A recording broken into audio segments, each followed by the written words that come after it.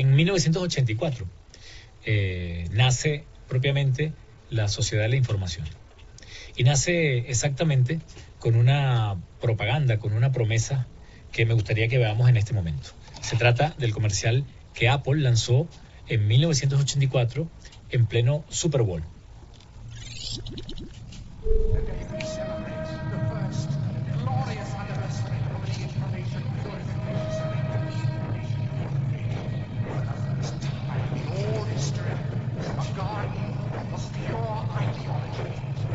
Es un comercial que ubica el imaginario en aquella distopía que George Orwell concibió en su película y en su libro, corrijo, 1984, donde el Gran Hermano proyectaba desde pantallas ubicadas en cada uno de nuestros departamentos el mensaje único en neolengua. Un mundo oscuro, parecido a la caverna de Platón, donde no había más opción que callar, consumir la información y obedecerla sumisamente. Y de pronto entra una mujer atlética y lanza un martillo contra la pantalla, liberando a estos prisioneros. Y con el lema, ya sabrás por qué 1984 no será como 1984. Ignacio, analizando este comercial, que ha sido una pieza emblemática cuando se estudia la comunicación y cuando se estudia todo lo que corresponde a las técnicas de propaganda y publicidad, ¿qué estamos viendo allí? Bueno, estamos viendo la idea de que el Macintosh que aparece en ese momento puede cambiar algo que ellos aquí empiezan a definir ya, como nosotros lo definiremos unos años más tarde, el pensamiento único, la unificación del pensamiento, con imágenes que, aunque no son exactas, son imágenes que recuerdan mucho Metrópolis, una película de Fritz Lang, de los años 30, final de los años 20, principio de los años 30, en el que no era una adaptación, evidentemente, de 1984, porque recordemos que Orwell escribe 1984 en 1948, cambia un poquito no es 49, 48, cambia la fecha. Entonces, pero así, esta unificación de estos personajes que avanzan, así en blanco y negro, además, cuando la chica que entra con el martillo está de color, ella va a traer la multiplicación del pensamiento, o sea, va a traer el pensamiento de cada persona y no el pensamiento de la masa. Esta es la promesa, ¿verdad? En realidad no se va a cumplir.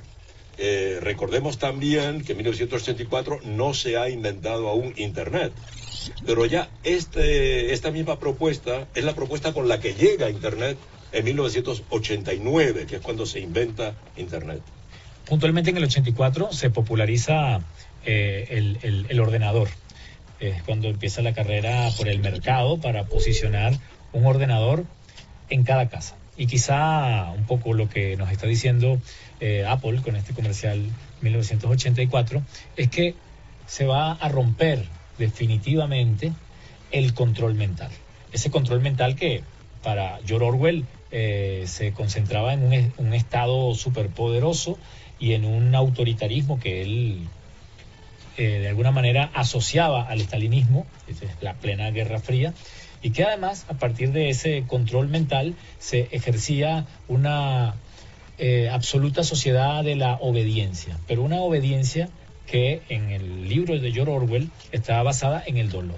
Dice Winston Smith en las reflexiones que tiene, en las conversaciones con Julia, que solo con dolor se mantiene el poder.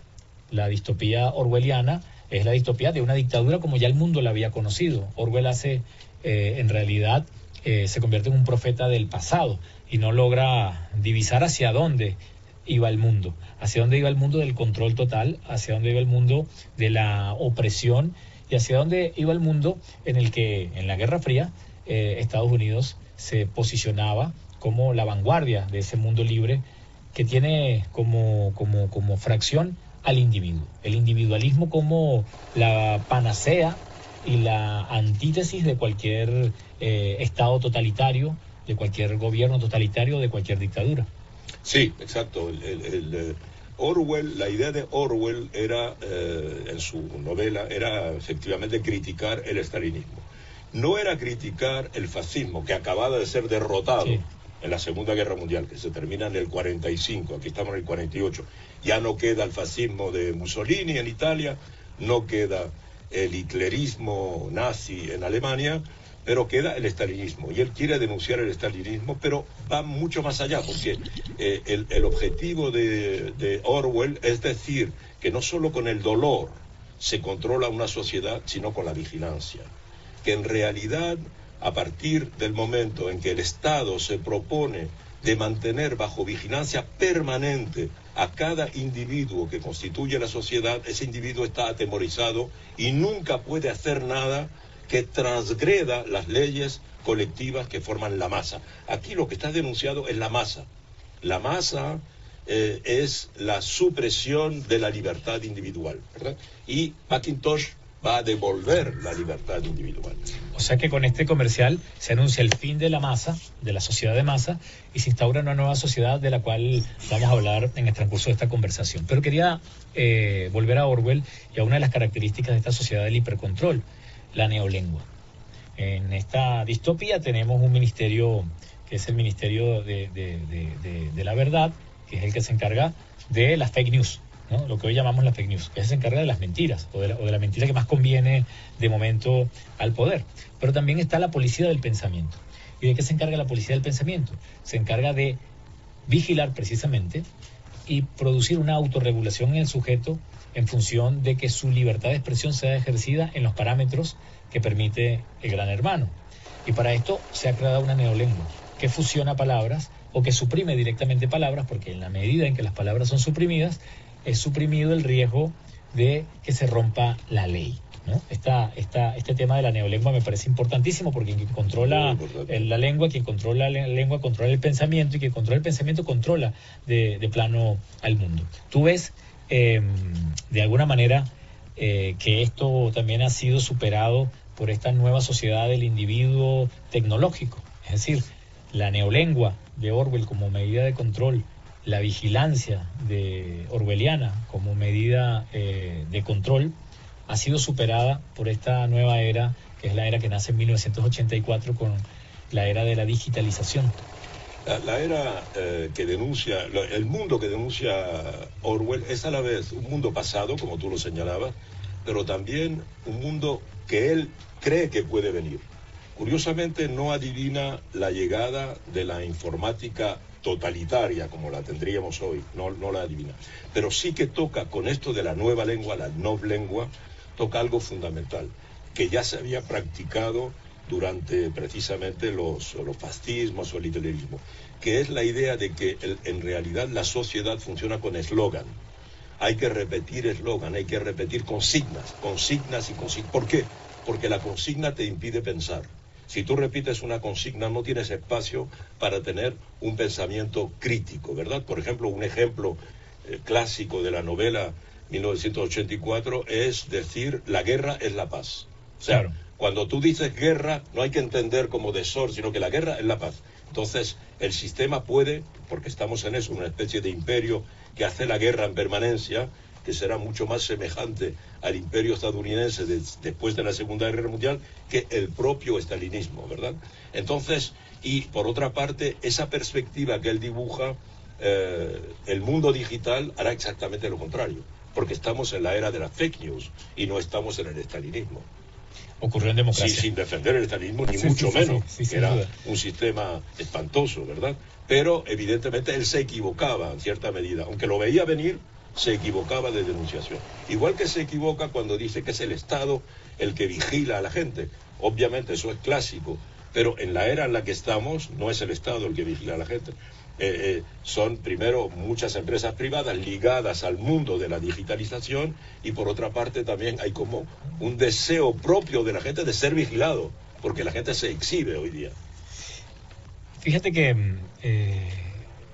Michel Foucault, para hablar de estas sociedades disciplinarias y para un poco develar la arquitectura de esa sociedad carcelaria, disciplinaria, utiliza como metáfora aquella propuesta que hizo el arquitecto utilitarista Jeremy Bentham, en el siglo XVIII, finales del siglo XVIII, y que se plantea la estructura de la cárcel perfecta. ¿Cómo sería esta cárcel perfecta? Una cárcel donde haya muy poca inversión y donde haya altísimo rendimiento en la vigilancia de los reos. Recordamos que el panóptico, como él lo llamó, era una estructura circular que tenía en el centro al vigilante. Un vigilante tenía la capacidad de mantener bajo vigilancia a una cantidad de reos que además no podían verlo. Exacto. Por lo tanto, esta vigilancia se convertía en una vigilancia permanente, pero además en una vigilancia que se internalizaba, puesto que el reo, al no poder cerciorarse de que estaba siendo vigilado, no se tomaba ningún tipo de licencia, ningún tipo de libertad, ningún tipo de riesgo, porque pudiera en efecto estar bajo la vigilancia. Así, dice Foucault, se rompe la dualidad ver y ser visto. De tal manera que al romperse la dualidad ver y ser visto, lo que se construye es una disciplina psicológica que deviene en sujetos más sumisos, en sujetos mucho más controlados. Entonces Foucault empezaba a analizar la manera como estaban organizadas las ciudades y cómo estaban organizadas las instituciones de las ciudades, cómo estaba organizada la escuela, cómo estaba organizada la fábrica, cómo estaba organizado la iglesia, cómo estaban organizadas las instituciones. Eran estructuralmente instituciones de vigilancia, instituciones de control. Pero hay algo interesante, y es que tanto en el panóptico de Bentham como en lo que Foucault ha planteado como metáfora de una sociedad disciplinaria, el ojo que ve solo puede ver las formas, solo puede ver la superficie de las cosas y no logra, en todo caso, penetrar la parte interior de las cosas, que es donde reside, en todo caso, el misterio propio de la existencia o donde reside el peligro de la propia existencia. En esta metáfora que construye Michel Foucault y que de alguna manera viene a poner en perspectiva qué significa vivir en un estado policial y qué significa vivir bajo un control que se hace cada vez más sofisticado en la medida en que aprende de nosotros mismos, en nuestras maneras de rebelarnos, en nuestras maneras de resistir, en nuestras formas de resiliencia, como se dice ahora, aprende de ello para hacer al mismo tiempo un estado policial cada vez más sutil, cada vez más efectivo, cada vez más rendidor, en la medida en que se convierte y se sublima en un estado que aparentemente es el estado de la democracia, o es el estado de la justicia, o es el estado de la libertad. Tú fuiste alumno de Foucault y escribiste un libro memorable que es el imperio de la vigilancia, donde tú explicas, digamos, con códigos muy contemporáneos y con ejemplos muy claros de la tecnología que hoy tenemos, esta que nació en 1984, o que a partir de 1984 se legitimó como la tecnología de la libertad individual. Tú has creado categorías que son importantes. Por ejemplo, señalas el fin de la privacidad, el fin de la intimidad.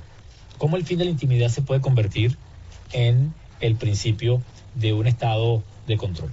Sí, porque, si quieres, Foucault nos explica, sobre todo, que la sociedad moderna, después del siglo XVIII, se construye en base a estructuras disciplinarias. Esencialmente es la disciplina. O sea que la gente, en particular, el proceso civilizatorio pasa por estructuras disciplinarias. Los niños y las niñas van a la escuela. La escuela es una estructura disciplinaria. Tiene murallas, tiene puertas, hay que entrar a una hora, hay que salir a una hora, hay una campana, el tiempo y el comportamiento están articulados. Tiempo y comportamiento. En la escuela lo que se enseña esencialmente no es el contenido de las disciplinas, sino lo que se enseña es la disciplina de llegar a la hora. Porque se educa a campesinos que estaban esencialmente organizados en función de la salida o la puesta del sol. Claro. Entonces aquí se trata de que obedezcan a la hora, al reloj. ¿Y por qué al reloj? Porque van a ir a trabajar a fábricas. Y en las fábricas se funciona en función de un tiempo de producción. Se entra a tal hora, se sale a tal hora, y además hay que indicar que se entra a tal hora, si llegas tarde se te castiga. De la escuela se pasa al liceo, del liceo se pasa al cuartel, porque hay que hacer el servicio militar. Y si estás enfermo mental, pues se pasa al hospicio, al asilo psiquiátrico. O bien, si estás enfermo, vas al hospital. Todo tiene muros, todo es encierro. Las personas van así hasta el asilo final de los ancianos, donde igualmente hay disciplina. Entonces, la sociedad es ante todo una sociedad que encierra. Y claro, él estudia como modelo de la sociedad que encierra la cárcel, claro, con el panóptico. Esta idea que no es más que la reproducción de la idea teológica, que es lo que se enseña cuando se enseña la religión. Mucho cuidadito, aunque estés solo, aunque estés escondido, Dios te ve. Mirando, claro. Es el ojo de Dios. Dios se representa como un ojo, claro, como una cámara que te ve. Esto es lo que el panóptico crea, que tú lo dijiste, es lo que crea, la idea de interiorizar la vigilancia.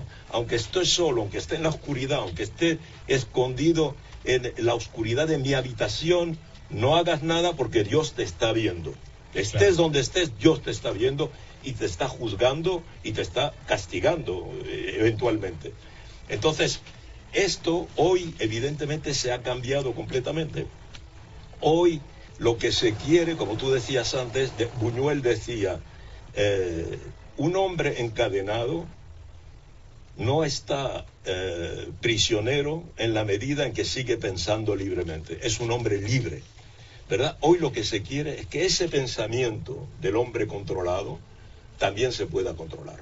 Te iba a decir eso, que la garantía que tiene el gran hermano de que el pueblo le obedezca es muy poca, porque ese pueblo está sometido a unas condiciones que no producen ni lealtad, ni producen adhesión, producen simplemente una sumisión que además se puede ver como un método de supervivencia. Entonces el gran hermano aterroriza al pueblo, tiene un enemigo externo, simula que caen bombas, induce la escasez y mantiene a la gente en un estado de austeridad y de permanente presión.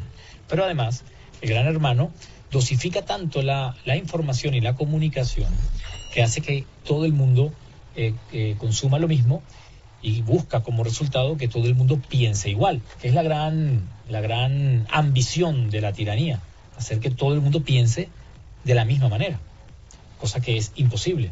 Lo dice Buñuel y antes lo dijo Platón. No se le puede obligar a nadie ni a amar ni a pensar de alguna manera. Foucault un poco plantea en esta sociedad que él analiza, que es la sociedad industrial y postindustrial, analiza también unas condiciones para garantizar disciplina y para garantizar obediencia, a partir de la amenaza constante del castigo. Este castigo puede ser, ya no es el castigo que se hacía antes, siglos atrás, que era el castigo en la plaza pública, el escarnio, y el castigo con un verdugo, sino es el castigo de la exclusión, ¿no es cierto? Está el manicomio, como tú lo has dicho, y también está la cárcel, para los que no entren dentro de las instituciones que disciplinan y forman a sujetos para la producción y para el rendimiento permanente. Pero todavía se trata del control de cuerpos. Él mismo lo dice, todavía se trata del control de cuerpos. Y el control de cuerpos y de territorios, o sea, de poblaciones, que este concepto también es reciente y Foucault lo analiza muy bien, tampoco da la garantía absoluta de poder controlar esto que tú has dicho, controlar el pensamiento o controlar el alma de la gente. Sigue siendo el gran desafío de las tiranías, la gran ambición de los tiranos de todos los tiempos y en todas las técnicas de tiranía que se conozcan en la historia. Pero ahí en tu libro el desarrollo de un sentido de lo imperial en lo político y conjugado con las nuevas tecnologías de control. Estas nuevas tecnologías del control, por cierto, están muy asociadas a las tecnologías del entretenimiento y de la comunicación. Sí, evidentemente, porque se trata de entrar en el cerebro. Ahora, no se trata solo de, como dices, de inmovilizar el cuerpo, de controlar, digamos, la circulación de los cuerpos, sino que se trata ahora de entrar en el cerebro. Por eso, a partir del final del siglo XIX, aparecen las disciplinas psicológicas, finalmente. Cómo se piensa y cómo se puede controlar el pensamiento, ¿verdad? Entonces, aquí Foucault parte del principio de que estamos en una etapa diferente en el que ahora, precisamente con otras técnicas, aunque Foucault no entra en el mundo digital, porque no llegó al mundo digital, no llegó al universo que crea Internet. Tenemos que recordar que cuando aparece Internet, como aquí lo promete esta cuña de Google, de Apple. Entonces, la idea es, vamos a poder ser más libres que antes. Claro. Cuando en realidad vamos a tener cuerpos más libres, que es verdad, los muros cayeron, ya los asilos no tienen muros, ¿verdad? La enseñanza se puede hacer fuera de la escuela, etcétera. Las cárceles también no son del mismo tipo, se puede tener un grillete electrónico en casa, etcétera. Entonces, los muros globalmente han caído, pero en realidad todo el proyecto es de entrar en el cerebro para que finalmente sobre una apariencia de libertad todo el mundo se comporte de la misma manera. Es esto lo que es en realidad el objetivo de hoy. Es el objetivo de hoy, ganar la batalla de los cerebros, ¿verdad? Pero como no se puede entrar en el cerebro de nadie, pareciera, y lo dices tú en tu libro El Imperio de la Vigilancia, que la estrategia es que los mismos cerebros se abran a la afuera. Y entonces se cae el último velo, el último telón, que es el telón que dividía antes lo público de lo privado. Se acabó la intimidad, se acabó lo privado, porque esto tendría que ser entendido como parte de la nueva técnica de control global. Porque precisamente, si quieres, lo que el individuo conserva como núcleo de su identidad es su privacidad, es su vida íntima, lo que podríamos llamar incluso su vida secreta. Por eso se llama vida secreta, sus momentos secretos. Y cada uno dice, tengo derecho a tener mi jardín secreto. Este es el último bastión de la identidad personal.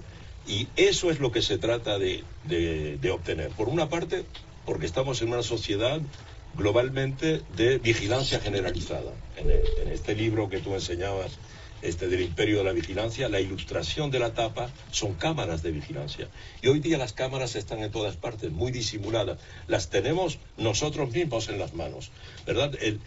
Por ejemplo, Orwell imagina algo que no existía en su época, que es que aunque el individuo esté en su apartamento viendo la televisión lo ve a él. Claro. Y si él hace algo que no está correcto, la televisión le habla.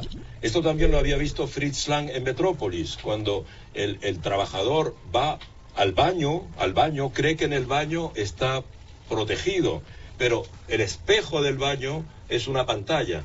Y por el espejo del baño, el patrón de la empresa, de la fábrica, le dice, oye, ya llevas demasiado tiempo ahí, vuelve al trabajo. O sea, la vigilancia está también no solo en que al hacerte consumir ficciones, yo voy a formatar tu pensamiento, sino que estoy vigilando tu propio cuerpo.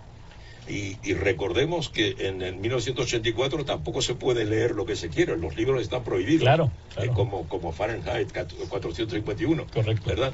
Entonces, aquí ahora se trata de entrar en el último bastión que queda, poquito a poco, utilizando esta voluntad que puede existir, que hoy es contemporánea, de que querer ser conocido, todo el mundo quiere ser célebre, es ser célebre, ser conocido y ser famoso, es como una aspiración casi divina. Solo los dioses son conocidos.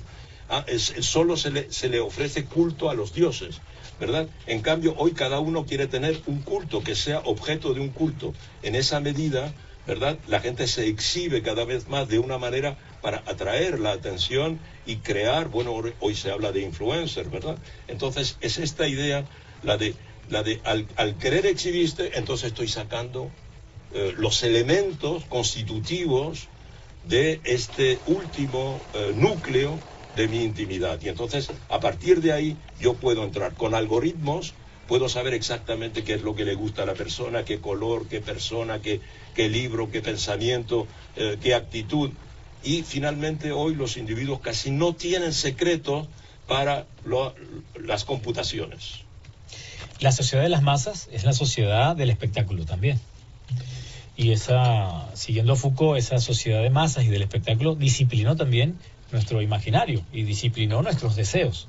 Es decir, nosotros teníamos también unos parámetros para desear el éxito de determinada manera. Teníamos pues los ídolos, los íconos y todo lo que el cine y la televisión, los medios de masa en general construyeron como modelos de vida, más que historias que empezaban y terminaban. Lo que se planteaba en cada una de ellas era un modelo de vida. Se reafirmaba un solo y único modelo de vida, que es el modelo de vida que nos vende el protestantismo, que es sufrir y sufrir y sufrir, luchar y luchar y luchar, sufrir y sufrir y sufrir, y al final de todo, pues por un golpe de dados viene la recompensa. Y esa recompensa entonces es lo que hace que el héroe se invista no solo de gloria, sino que además se invista de una gran moral, de un gran contenido, por el hecho mismo de haber sufrido lo que ha sufrido. Cae la sociedad de las masas, pero el espectáculo continúa. Y hoy el espectáculo pasa a tras bastidores. Entendiendo tu libro, lo que es espectacular es lo que antes era ordinario. Y lo que antes era espectacular pasa a ser algo que carece de interés. Porque el antihéroe, que es el espectador, hoy se convierte en el protagonista de su propia vida, pero que es una vida en tanto está legitimada por los otros, por otros individuos que ya no son masa, que son individuos segmentados en pequeños compartimentos algorítmicos y que de alguna manera crean unas nuevas comunidades que son comunidades de iguales, a las que no le podríamos llamar todavía sociedades porque no están fundamentadas en la tensión de alteridad, sino están fundamentadas en la identificación automática. Se pierde entonces la privacidad y hoy lo sospechoso es tener privacidad. Hoy lo sospechoso es tener secreto. Porque ya no es el gran hermano instalando micrófonos o cámaras en nuestros hogares. No es el gran hermano imponiéndonos una tecnología para espiarnos y vigilarnos. Hoy somos nosotros los que vamos al supermercado a comprar tecnología que nos espía. No solamente los televisores, no solamente los teléfonos, hoy las neveras, hoy los aparatos de limpieza, todo nos escucha, todo nos registra y todo envía informes permanentemente de nuestro comportamiento. Pero a nadie parece esto preocuparle ni molestarle. Mientras más tecnología de vigilancia tenga el producto, más caro es. Sí, hemos pasado de un mundo que puede resumirse a la película de Hitchcock, ¿verdad? Ventana indiscreta, sí, en el que el mundo finalmente es como un teatro y yo voy a tratar de penetrar en ese teatro por las ventanas, por los resquicios que me son posibles, para observar, para ver un mundo del voyeurismo, en el que se supone que la gente quiere ocultar, quiere proteger su intimidad. Hemos pasado a la telerrealidad, ¿verdad? Es decir, la idea de que la gente viene a exhibir su particularidad, a extenderlo delante de todo el público. Y mucho más ahora, en la medida en que la telerrealidad aún es un género ligado a la televisión, pero hoy no estamos en un dispositivo en el que la televisión es la pantalla dominante, sino que hoy la gente se exhibe o muestra sus talentos o sus particularidades con sus propios dispositivos, no el dispositivo de la televisión que se supone que es fuera del alcance de un individuo. Hoy cada uno tiene el dispositivo que le permite, que es su teléfono globalmente. Entonces hay 7.500 millones de habitantes en el planeta, hay 7.500 emisores, capacidad de emitir. Y la riqueza, como decíamos antes, el hecho de transformarse en un famoso o famosa, pasa por lo que tú muestras de ti mismo en la pantalla de la televisión, ¿verdad? Es decir, la idea de que puedes ir hasta lo más lejos posible. La norma ahora no es esconder su privacidad, sino exhibir un aspecto de tu intimidad que tú piensas que puede subyugar, seducir, interesar a mucha gente a través del planeta. Y de hecho hoy los individuos, muchos individuos, o si pudiéramos decir individuos, tienen mayor audiencia que los principales canales de televisión de cualquier país del mundo, ¿verdad? Pasamos entonces de la biopolítica de Foucault, que es el control de cuerpos y sus necesidades, el control poblacional, a lo que Byung-Chul Han llama la psicopolítica. Es decir, esto que acabas de argumentar, el plano de intimidad que se convierte hoy en la mayor cantera de rendimiento político y comercial para cualquier transnacional o para cualquier imperio. Hoy, en este panóptico digital, como le llama Byung-Chul Han, no se trata de la censura, como pasaba en la sociedad orwelliana, se trata más bien de la hipercomunicación, de la hiperinformación, al punto de que de tanta información que tenemos, no sabemos nada. De tanta posibilidad de comunicación que hoy tenemos, es casi imposible comunicarse de manera real, radical. Y pasamos entonces de la censura y la coacción a la explotación, dice él, de la libertad. Hay una explotación de la libertad, donde el sujeto mismo, según Byung-Chul Han, ejerce la explotación de su ser. No solamente en términos económicos, sino también en términos ontológicos. Es decir, todos sus datos, toda su biografía, todos sus deseos, todos sus secretos, toda su intimidad se pone a disposición de un mercado de datos que finalmente está creando un capitalismo completamente nuevo, un capitalismo de las emociones, un capitalismo digital, un capitalismo semiótico, simbólico, que está en permanente trabajo, que nunca descansa, que no hay, como en la sociedad disciplinaria de las fábricas, un principio y un fin, sino que está en permanente producción de novedad. Está prohibido el silencio, está prohibida la interrupción, está prohibida los cortes. Todo tiene que ir en un permanente flujo. Entonces, hoy no hay vigilancia propiamente, hay exhibición, ¿correcto? Y hay bullerismo. Esto anula el carácter punitivo de la vigilancia, ¿no es cierto? Para ser vigilado tiene que haber una relación de tensión entre el ojo que vigila y el cuerpo que es vigilado. Acá estamos hablando de ojos que se exhiben, de cuerpos que se exhiben y de ojos que están complacidos de ver. Tú escribes más recientemente este libro, La Era del Conspiracionismo.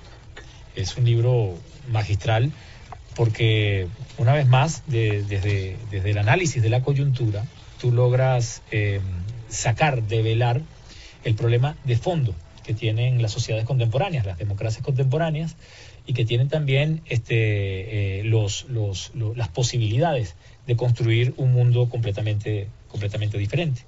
El conspiracionismo lo planteas acá no solo como un estadio, como un resultado de la sociedad de la información y de las tecnologías de la comunicación, sino que lo planteas acá como una nueva ideología.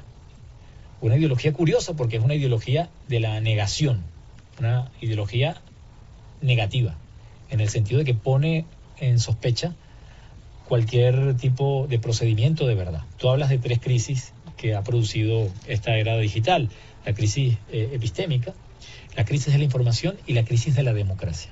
Vamos a hablar un poco de por qué te ocupas del asalto al Capitolio y cómo del asalto al Capitolio logras de alguna manera develar el malestar que hay hoy en la cultura, no solo norteamericana, no solo occidental, sino en la cultura global. Entonces hay otro libro mío que se llama La tiranía de la comunicación, que es un poco lo que tú decías al principio ahora de tu intervención.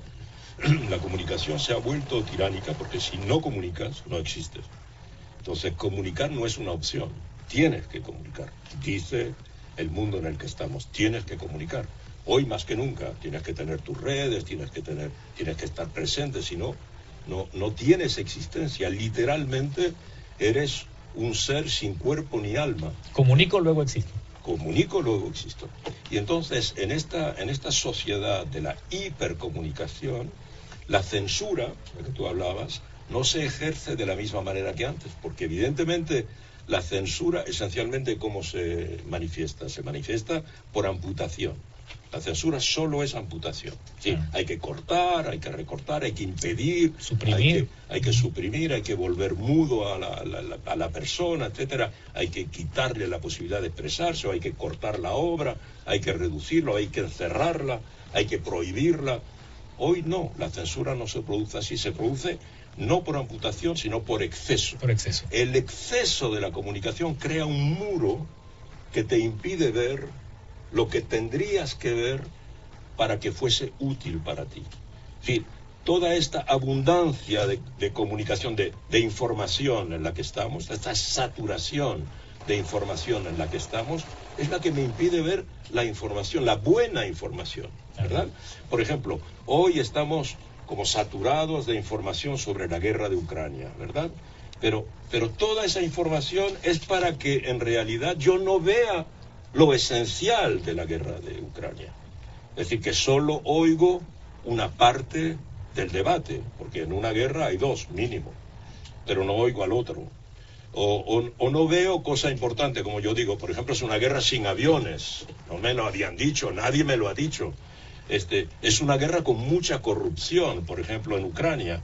No me lo habían dicho y sin embargo acaban de suprimir al ministro de Defensa por corrupción. Lo ha hecho Zelensky, pero no nos lo dijeron. O sea, podría multiplicar los ejemplos de enormidades que no hemos visto y estamos todo el día informándonos. Y las televisiones, las radios, las redes están dándonos información sin cesar, pero eso es lo que nos distrae. El hastío de la información. Sí, es la excursión. ¿Qué quiere decir excursión? Salir del curso. Claro. El curso. Entonces no veo el curso a fuerza de excursiones. Me distraigo con tal anécdota, no sé, que puede ser de un mundo de cultura popular o de deporte o de crónica roja, etcétera, y mismo de política. Pero no veo lo esencial, lo que en realidad define la cartografía de las dinámicas fundamentales de este mundo. Entonces, claro, en ese universo, precisamente, en ese universo, esa es la cama, ese es el lecho donde se ha instalado el conspiracionismo. ¿Por qué? Porque ahora, para construir una distracción, tienes que hacer un relato. Claro. ¿Y qué mejor relato que el de una conspiración? ¿Verdad? Una conspiración, conspirar quiere decir respirar juntos. Una persona no puede hacer una conspiración, puede hacer un atentado, pero no puede hacer una conspiración, hay que ser varios. Entonces, varios se juntan para cometer un acto.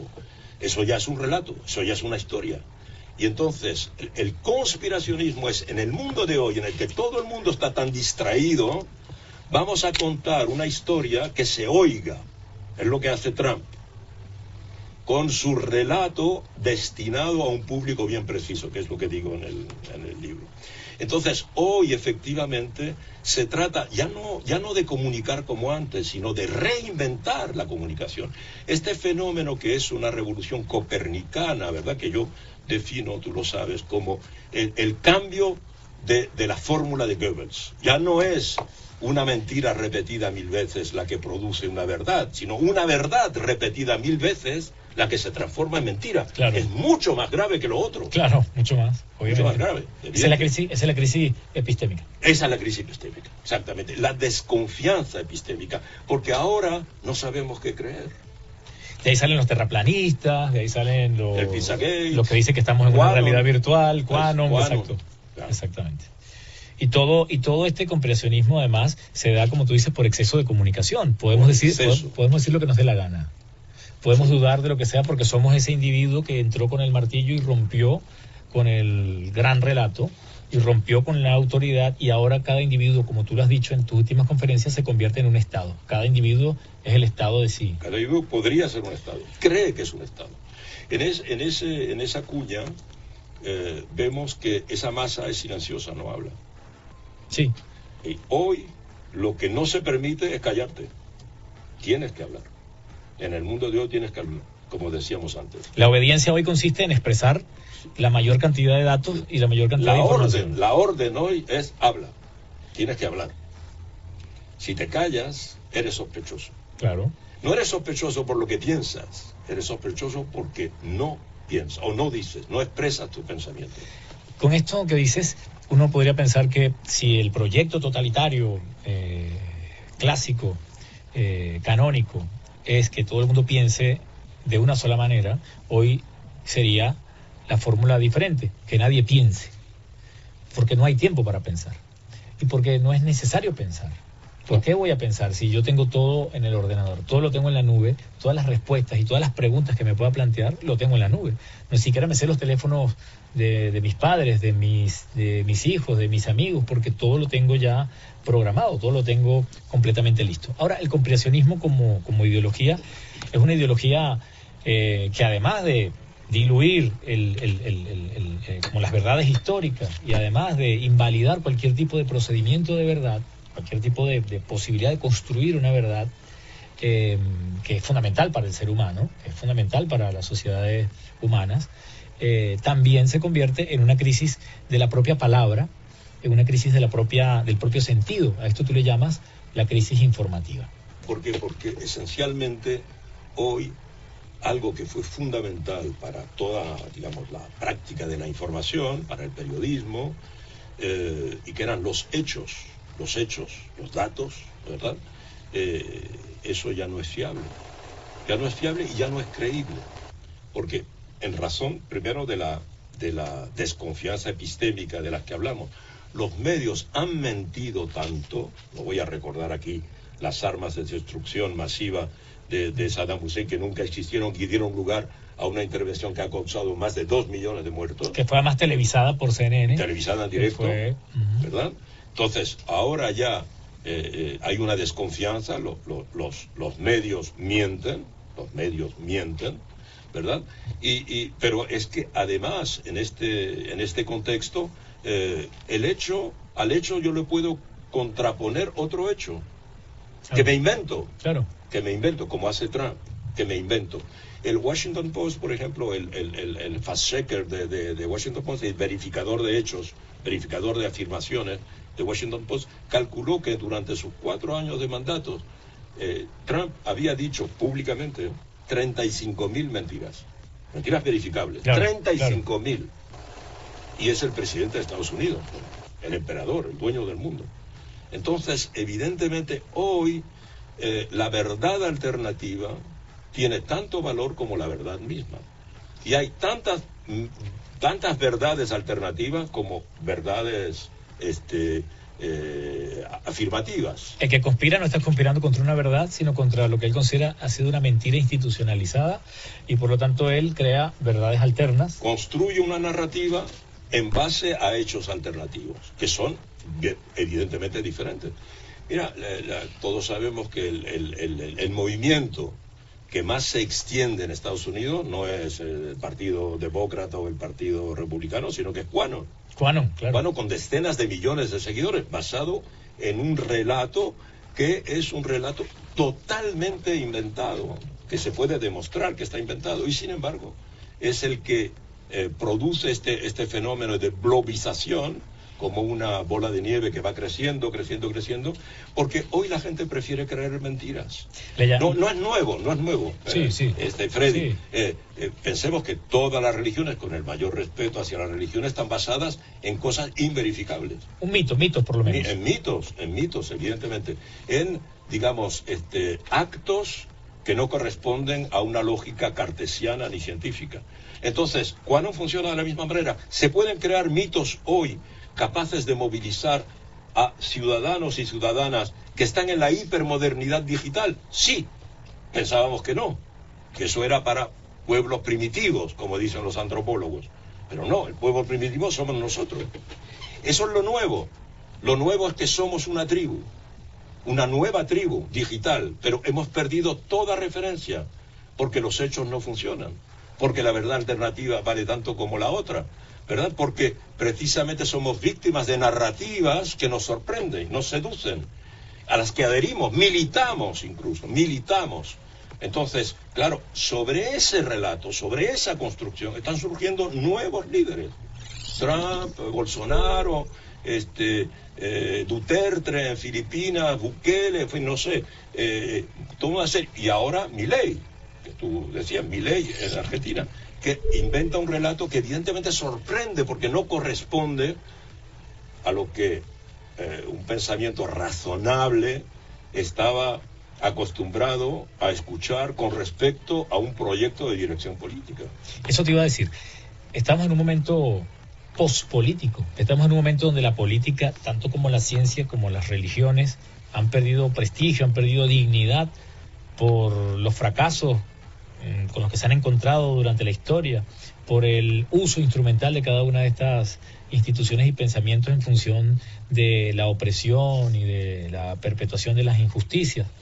Entonces, nos queda la política. Tú hablas de la tercera crisis. Hay una crisis de la democracia. Una crisis de la democracia que, como sabemos, es un sistema político, por lo menos el moderno, que está fundamentado en la información, está fundamentado en la comunicación y que, por supuesto, tiene, como toda idea política, tiene un fundamento científico. Esta crisis de la democracia es para ti una crisis de la política.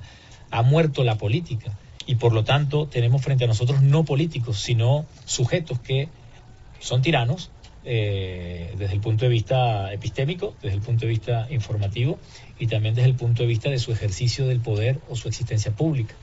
¿Estamos ante el fin de la política? Yo no creo que estemos ante el fin de la política. Personalmente no adhiero a esa escuela de la pospolítica, ¿no?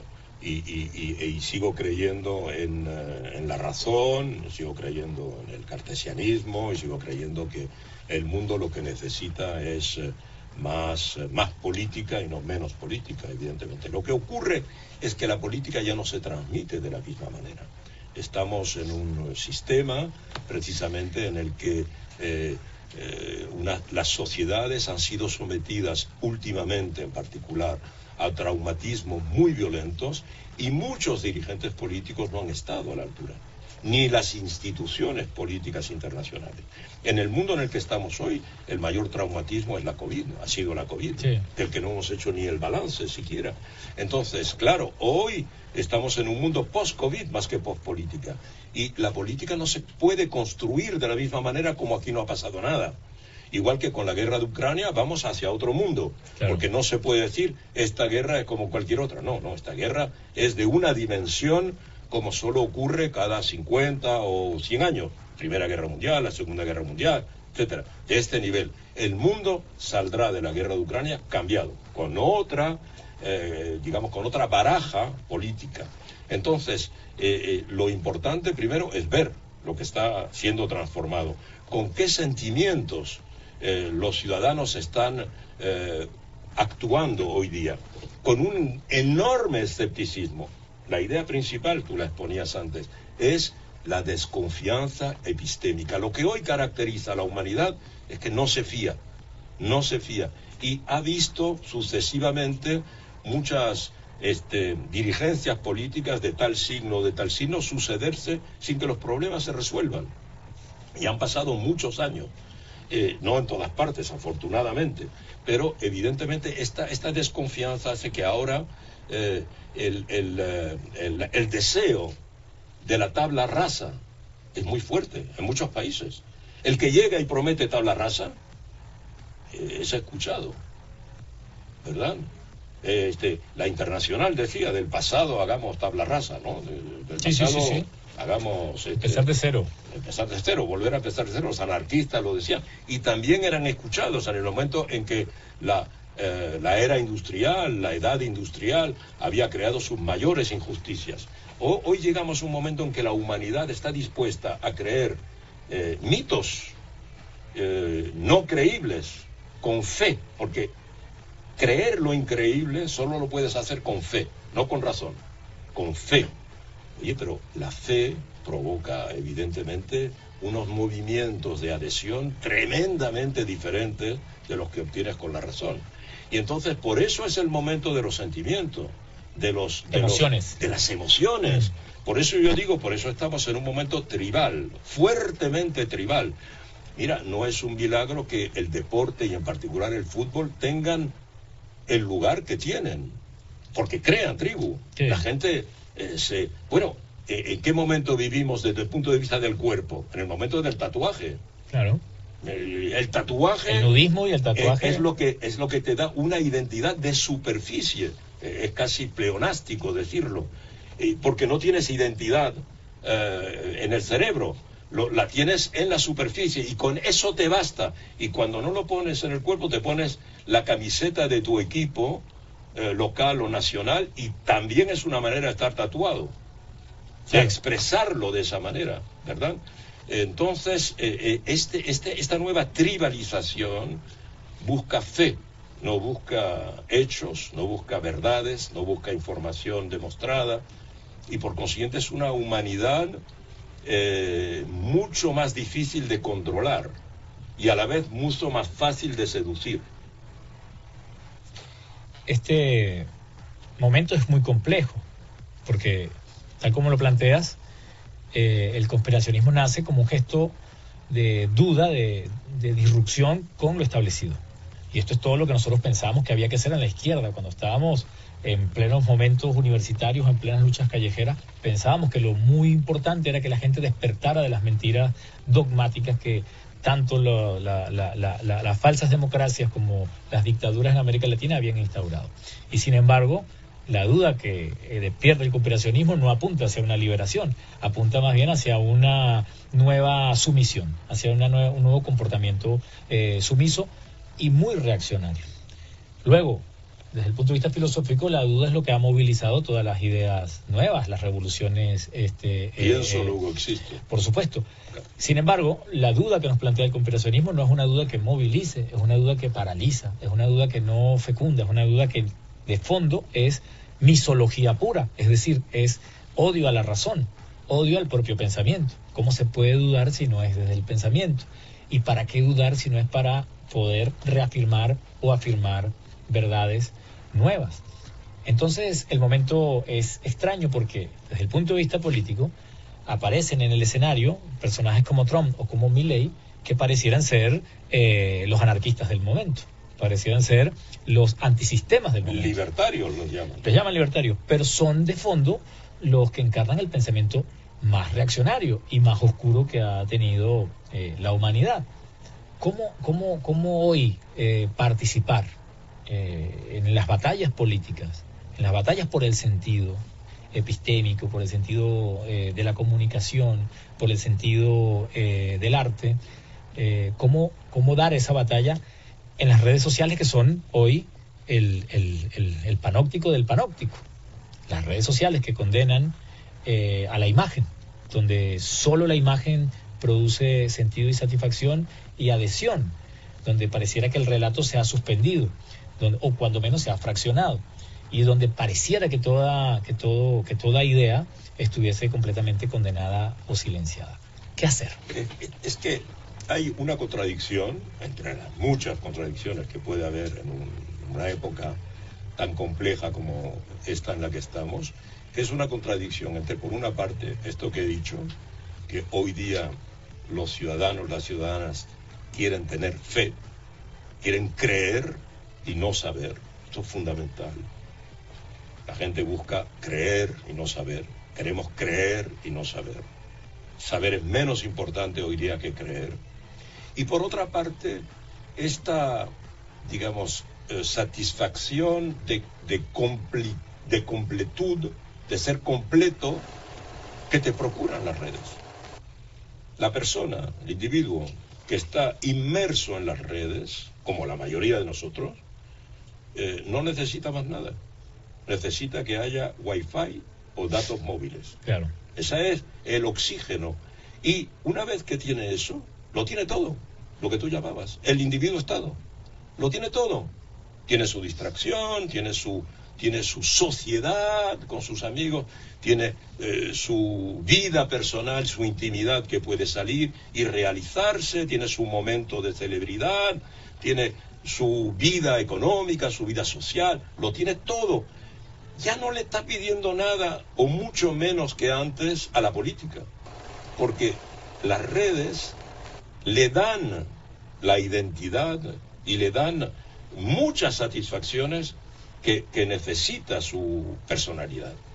Entonces la política pasa a ser algo tan anecdótico que precisamente en vez de exigir tanto va a ser ahora un fenómeno de fe. Y hay una elección que se hace en esa base. Lo que se va a elegir no es a un presidente, a un dirigente, se va a elegir a un profeta. Claro. Se va a elegir. Hemos regresado al tiempo tribal de los profetas. Por eso Trump es un profeta. La gente cree que Trump es un presidente de la República. No, es un profeta. Y Milei, también es un profeta en cierta medida. No porque lo decide él, sino porque lo decide la gente, que quiere creer. Los asaltantes del Capitolio eran seres racionales como nosotros. Y sin embargo participaron sin saberlo en un golpe de Estado en Estados Unidos, donde no hay tradición de golpes de Estado. Por eso este momento es tan particular y por eso es necesario entenderlo. Este mundo no tiene las mismas coordenadas que el mundo de hace 10 o 15 años. Internet lo ha cambiado todo, como hemos dicho nosotros, como la comunicación cambia todo. Cuando aparece la imprenta o cuando aparece la electricidad, etcétera, ¿verdad? O cuando lo anterior. Entonces, el principal esfuerzo es entender cómo funciona para precisamente tratar de enmendarlo y tratar de reinyectar política en un mundo que está hecho para rechazar la política. Hoy, estamos hablando de 2023. Sí, señor. El mundo está diseñado para rechazar la política y sobre todo la política como se presentó, como se manifestó durante el siglo XX. Entonces, lo que en tu libro está muy claro, en la era del conspiracionismo, es que hay que reinventar la política, que hay que reinventar las condiciones políticas para poder dar respuesta a este momento que, como decía Gramsci, es el momento del impas, el momento donde no ha muerto lo viejo, y lo no nuevo nace lo nuevo, pero sí que se manifiestan los monstruos más temibles y por tanto tendrían que manifestarse también la heroicidad de reivindicar el pensamiento, de reivindicar la comunidad, de reivindicar la historia, de reivindicar el arte, de reivindicar la ciencia y de reivindicar todas las herramientas que ha construido el ser humano para forjar esta historia, que es una historia de liberaciones y una historia también a veces de retrocesos. Porque podemos decir, para terminar con una nota optimista, que Trump puede ser un profeta y puede haber seducido a una gran parte de los estadounidenses, pero perdió las elecciones. Bolsonaro puede ser un profeta y puede haber seducido a una gran parte de la sociedad brasileña, pero perdió las elecciones frente a Lula. Entonces, la sociedad es mucho más inteligente en su complejidad, y de manera intuitiva en gran parte, y por el momento aún estos profetas no se han apoderado de la humanidad. La humanidad resiste, la política existe. Así que bueno, por eso estamos nosotros en las redes sociales con Ignacio Ramonet, en este espacio modesto que intenta restituirle a la conversación, a los argumentos, a la dialéctica, el lugar que le corresponde, el lugar de producción de humanidad. Yo te invito a despedirnos con, no sé, cualquier disco que quieras poner, cualquier canción que pueda servir de epílogo a nuestro programa. Yo diría que podríamos rendir homenaje a nuestro amigo Manu Chao, tan amigo de esta revolución, del comandante Chávez, de la revolución cubana. Y podemos poner, Mentira es la mentira, por ejemplo. Está cumpliendo años este disco. 25 años, está cumpliendo estos días. El 6 de octubre, sí. Cumple 25 años. 6 de octubre, exacto. Este gran disco, que donde Manu Chao ya anunciaba lo que podía ser esta contradicción que hoy enluta a muchos pueblos y que también avergüenza un poco a esta Europa civilizada con la migración. ¿Cuál quieres escuchar? Mentira es la mentira. Tenemos Mentira, ¿cómo no? Sí. Vamos a ponerlo por aquí. Eso es. Estamos intentando reivindicar también el sonido del acetato que